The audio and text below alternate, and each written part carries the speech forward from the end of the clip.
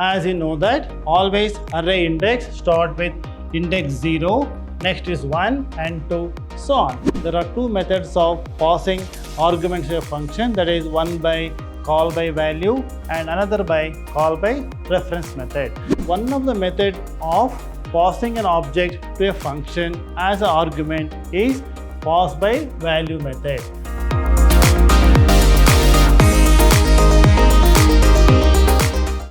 Dear students, welcome to Computer Science classes. I am Ravi Kumar KR, lecturer in Computer Science, Vidhyaashram PU College, Temple of Excellence, Mysuru. Students, let us start our session with the topics defining objects of a class, array as member of a class, and array of objects. So in this session, we are going to discuss about these three concepts. Now let us see what is the first one, defining objects of a class. So once the class has been defined, object of that class can be created. The object of a class are declared in the same manner like any other variable declaration. That is what we have seen in our yesterday with example. Now look at the syntax of that. In the syntax, class is the reserved user defined name and open the bracket, and here private data members or member functions, public members, data members or member methods, and closing the class with semicolon. And here user defined name is nothing but the same name. This is a user defined name space object 1 and object 2. This is the syntax of creating an object of this particular class, and this is already have learned how to define a class. Okay, under that we can have a data members or member methods of private and public. These two are the access specifiers. Now close the class with semicolon, and after closing the class we are writing this user defined name, nothing but name of the class space object 1 comma object 2. Here object 1 it is one object and object 2 it is another object, and close with semicolon. Here these two are an identifiers. So this is how to create an object of a class. So this is another method of creating an object of a class. In our previous session with the example program, we have created an object of a class in void main function. So this is another method of defining an object of a class immediately after the class. Now let us move on to next slide. This is an example. So here class student, int roll number, character name, character gender, int age, and public. Void get data is a member function. Void display data is another function. We are closing the class here, and after that, as per the syntax, we are creating object of this particular class. As per the syntax, it is student, name of the class space obj1 comma obj2. These two are objects of the class student. In this example, class is the name of the class student, and open the bracket and closing the class here with semicolon. Then after that, observe this. Here these are public access specifier and void get data and display data are two functions declared under public access specifier. Now in this example, here int roll number, all these are data members, but here we have not declared either private, public or protected. As what you have seen in our previous session, if you don't declare any access specifier, by default it is private. So accordingly, these four data members are private data members. Now let us move on to next concept. Here array as member of a class. So if you look at the previous example, we have declared these are the data members, and here we have not declared an array. So this concept is to declare array as a data member of a class. Now it is possible to use arrays as a member data or data member of a class, and look at the example now. This is an example.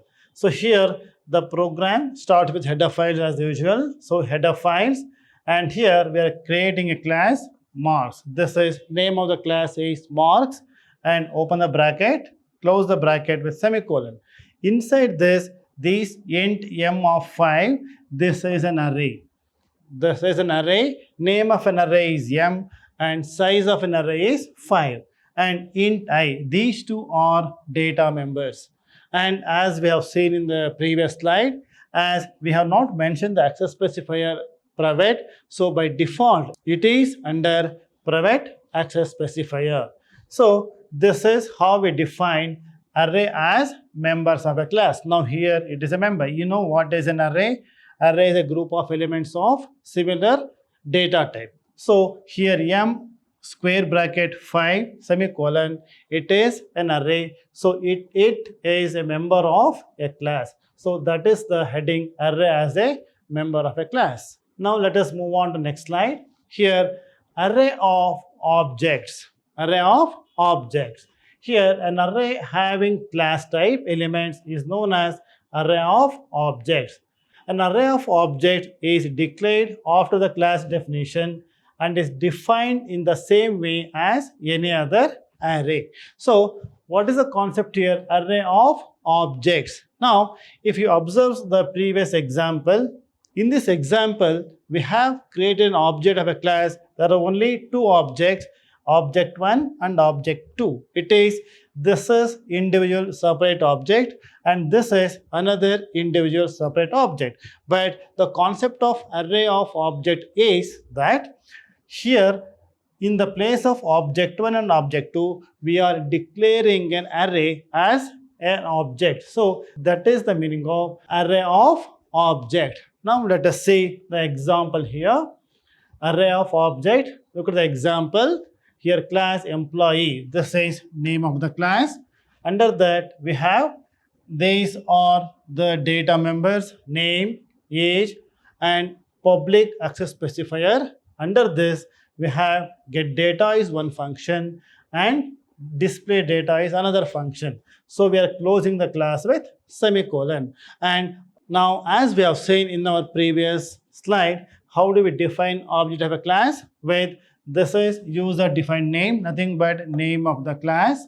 And here supervisor of size 3. So here this is an array. So this is an array. So this is the concept of array of object. So if you look at the previous example, in this example as you have seen, student object 1, this is an individual object. This is not an array. But if you look at this example, this is supervisor 3 of size 3, it is an array. Similarly, one more object, employee is name of the class, sales executive is object of size 5. So this is array. And again, employee and here team leader is one more variable or one more an array of size 10. So here in this example, this is the meaning of array of objects. So here supervisor 3 and sales executive 5 and team leader of size 10, these are 3 different objects of array. Now let us see the example here. In the above example, the array supervisor contains 3 objects, namely supervisor 0, 1 and 2. As you know that always array index start with index 0, next is 1 and 2, so on. So if you imagine that this is an array of object. Supervisor is, as we have seen in this example, supervisor is one array of size 3. So the meaning is that supervisor 0, as 3 elements are there and index start with 0 in an array. So supervisor 0 is one index or one element, supervisor 1 and supervisor 2. And here in each object, in each index, we have all the data members, name and age.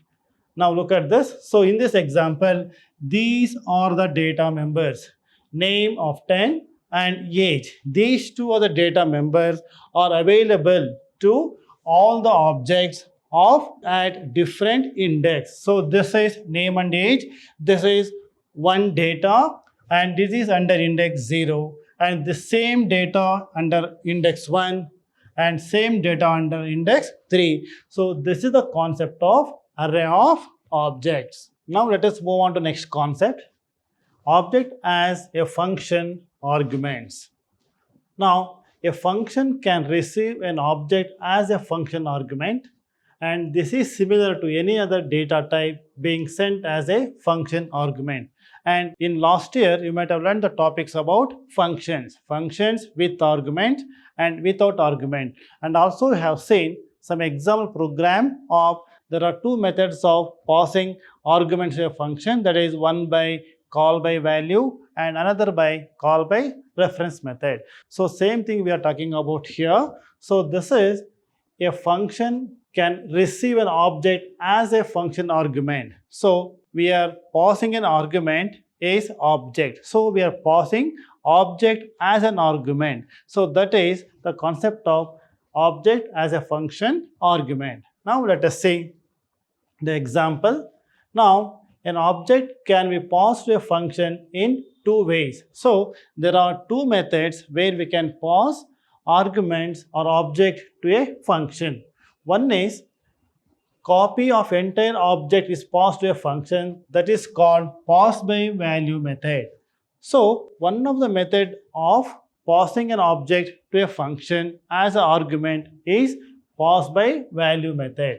In pass by value method, a copy of the entire object is passed to the function, and the function creates its own copy of the object and uses it. So therefore, changes made to the object inside the function do not affect the original object. So the concept here is in call by value method, so the copy of the object is passed to a function. So here this function, it creates its own copy. So it is going to work with another copy of the object. So it is going to create one more copy of the object which has been passed as an argument, and it works with those values or those data. So because it is working with the copy of the original data, so the changes made to the object inside the function. So inside a function, any changes made inside the function, so it do not have any effect on the original value as it is working with the copy of the original data. So that is the concept or meaning of pass by value method. This is one of the method we can pass object as a function argument. Second method is, another method is only address of the object is transferred to the function. Here only address of the object is transferred to the function. So this is pass by reference method. So another method is pass by reference method, where we are passing the address of the object as an argument. So when the address of the object is passed to a function, the function directly works on the original object. This is so in pass by reference method, as we are passing an address of the object as a function argument, so this function directly works with the original value.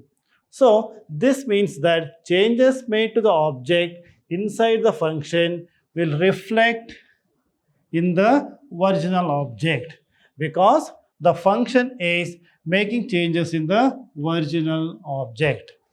So this is as in pass by reference method. So it is working with the original values because we are passing the address of the object as a function argument. It works with the original value. So any changes made to the data inside the object is going to affect the original data or original values. So this is the concept of pass by reference method.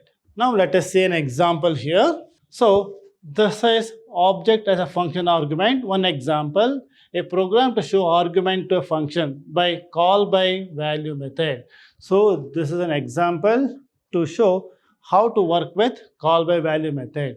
The program as usual start with header finds, class value, name of the class is value, and provide data members, data equal to 3, public access specifier. Under this we have void change in data. So here this is the function with parameter or with the argument.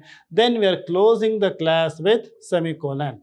So here this is the function is declared inside the class. So as we have seen in our previous session, once the function is declared inside a class and it has to be defined outside the class. So void value is name of the class with the operator. This is scope resolution operator, and change name of the function with the value, with the argument. So inside this we say open the bracket, close the bracket. Within that we have data equals to 5. So this is the value we have given to the variable data. And here please understand that this is also an example for function definition outside the class. So here this is the argument data we are passing to this function. So this is the function open and closed here. Next we'll move on to the next function, that is void main. So in the void main, as I have told you, the first step in the void main will be the creation of an object of a class. So here value, this is name of a class, value space v. Here v is an object, so it is an identifier. So how do we invoke the methods or functions? With the dot operator. So here v dot change is name of the function. So we are invoking the function change with the parameter data. This is the data. So after this we are using output statement cout. Value of data is data. We are going to print the value of data. Close void main function. Close void main function.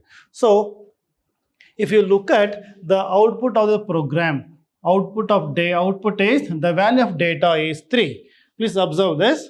In call by value method, what we have learned in previous class, the definition is that it works with copy of the data. So here data equal to 3. So void change data, here we are passing the value of the variable data, so 3. So in call by value, it works with the copy of the data. So the value of 3 again is copied here and it works with the data. So data equals to 5. So here we made changes to the variable data. So here we have changed the values of data equals to 5.